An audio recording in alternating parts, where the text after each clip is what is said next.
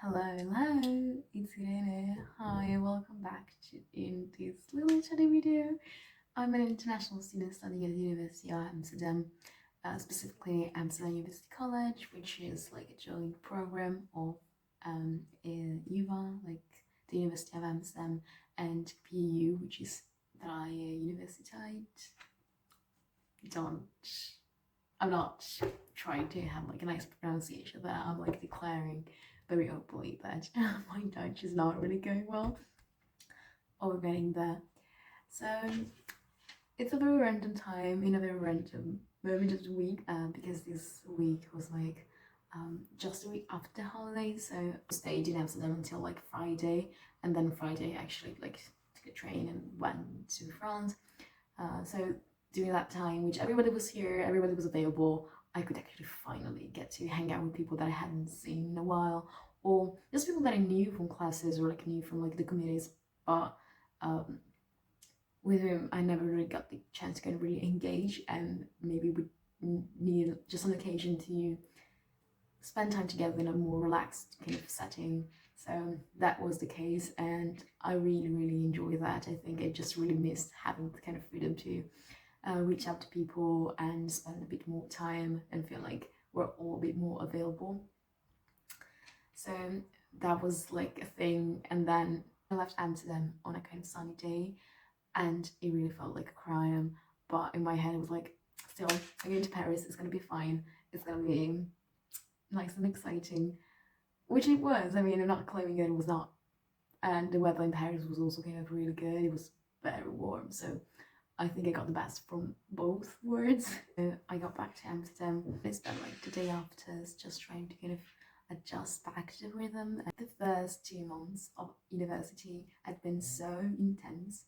It's like a positive way to say. It's like I'm not claiming that they were like just stressful at all.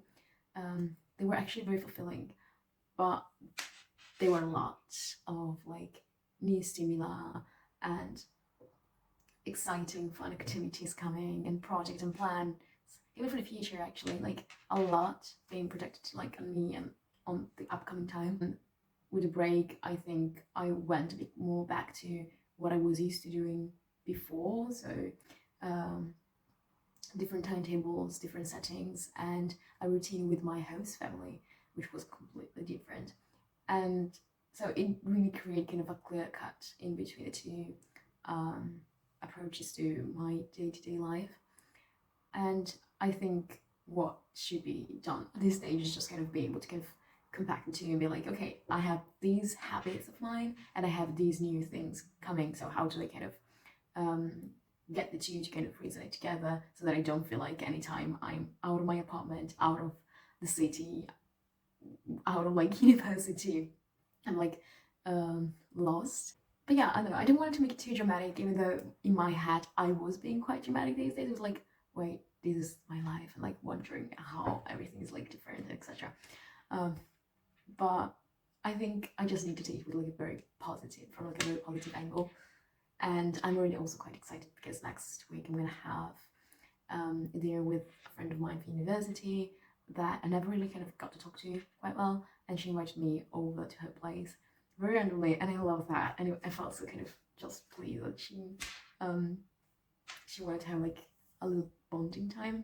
And then there's gonna be like an art event here at the dorms. It's gonna be like a Lino printing session, and this semester gonna finish in like 6 weeks or something. So half of like December, the kind of courses that we've been taking are just gonna be done and dusted. So that's also kind of a big thing because we're gonna have to create a new program for the next semester, which means that as a liberal arts and science, we get to choose our own kind of courses quite randomly, or like, I mean, it's not random, but it's like very, very freely. Yeah, that was a term. So we could really kind of go for anything, and I could pick like media, not I'm really picking media. I could pick like film studies or like chemistry like next semester, and that would be a thing. So that's kind of nice because I think this first semester was also kind of just about getting to the system of AC, so getting kind of a few courses beside the one that are mandatory to get started. And then I think from next semester, things are actually going to build up towards something. We'll just kind of make us feel like we can really choose what we want to do and customize whichever like path we want to take. So I'm really glad also because I'm gonna probably make courses that I'm gonna get me a bit more specialized into the field of psychology, which is the one that I want to kind of major in, and also just combine it with the more sciencey parts. I think there are gonna be quite more science-oriented subjects in my next semester, which might be nice because I haven't had much of it this time. I mean, besides psychology, but it might also be a bit tough. So we'll see how it turns out. I'm just a bit sorry because I'll have to detach a bit from the media field, which I've had this semester since I've taken media, introduction to media studies, psychology, and then the two mandatory classes, which were like method for social sciences and academic writing skills. So since there are no courses in media at this level that really appeal to me, I think I'm just gonna get back to it next year with journalism. So in the meantime, I'm just gonna focus on something else. But that's also kind of great because there's like a course in cognitive psychology which might be very interesting, as well as artificial cognition. Okay, so I'm gonna tell you all the things that I'm thinking that will take you next semester. So cognitive psychology and artificial cognition, which is one of those interdisciplinary courses bridging together psychology and informatics that are the human body. So it's about anatomy, useful to get more of the science knowledge or like the neuroscientific facet.